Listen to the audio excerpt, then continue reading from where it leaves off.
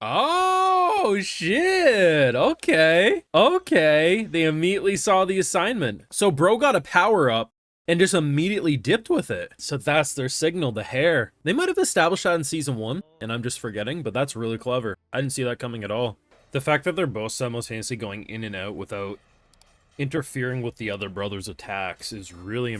Like, their strategy, like, they are fucking tight. Yup. Immediately he's like, cinema!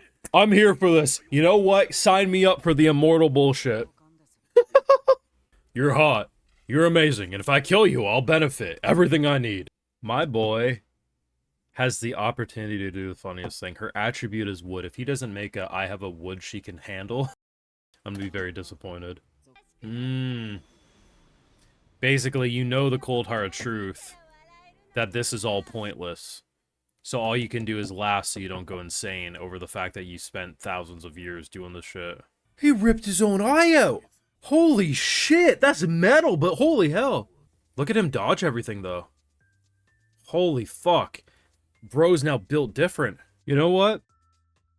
I've been borderline considering him as my favorite character.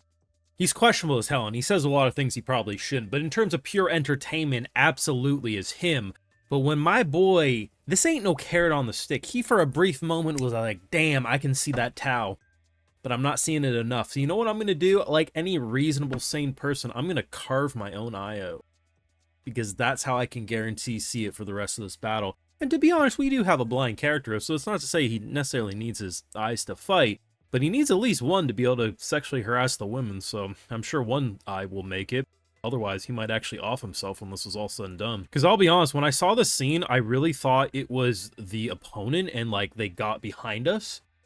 Bro is built different. Bro's built different in probably all the wrong ways, but what a fucking scene. And I'm going to keep highlighting this. I'm going to sound like a broken record. The fact that the animation and art quality is as clean as it is consistently in Hell's Paradise is absolutely mind-blowing. Now, you know what to do, though. Drop a like, help share your support, subscribe, ring the bell if you haven't already, and Patreon. You can catch my full live reactions to all these episodes and more, which does help fund the channel and videos just like these, so if you enjoy my work, do consider supporting. It does help out a lot. Just fucking look at this, man. He is built different. And I've always really enjoyed the style of how they, like, represent, like, seeing the Tau, because obviously for us, we're not going to be able to see an invisible energy, so to speak, so it's really cool to see the different styles they've used and how different characters interpret it, because different characters have varying depth into the perception of reading Tau, so it's really, really cool. One thing I really have to highlight, though, is not just simply the fact that this anime's animation is incredible. It's the fact that no matter what you see, whether it's the sword slice of a head getting cut off, the regeneration properties of, like, muscle fibers reconnecting, the animation is so clean. But the thing that's weird, and I think this is almost unheard of, and as someone who's been covering seasonal anime for a long time and been watching seasonal anime for an even longer time, I feel like this is one of, if not maybe even, the most impressive anime season for high quality action series that are consistently cooking to the highest caliber and yet somehow not dipping, and we're approaching the end of a season. Like, this is absolutely brutal. And like seeing and it's not just like they do this, the traditional shonen cutaways where like it cuts and then you see them slice. You'll actually see the blade go into flesh and rip upwards, and you'll see things tear.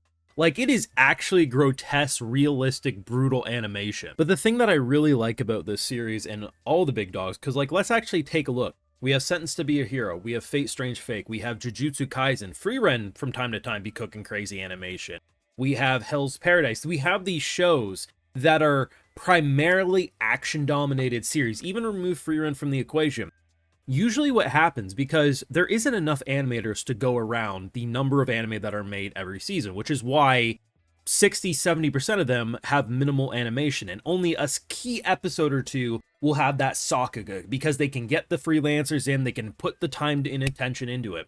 Yet every big dog show, JJK hasn't dipped at all. Fate hasn't dipped at all.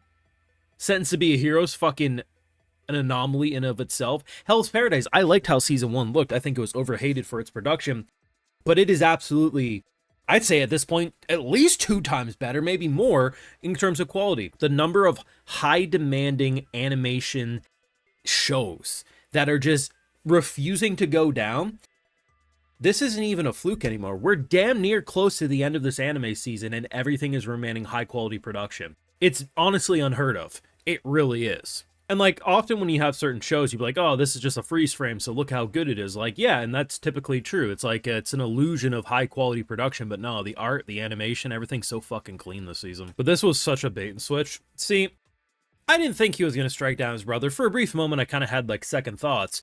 But did I immediately expect this? No. And in hindsight, should I? Yes. I love the fact that they have like, it's kind of like their safety word. Like, hey, if you see me with my hair untied here, that means you know I'm lying. So the fact that he's like, hey, bitch, get your bitch ass up there, you stupid bitch. It's basically like, oh, he's lying to me. He loves me.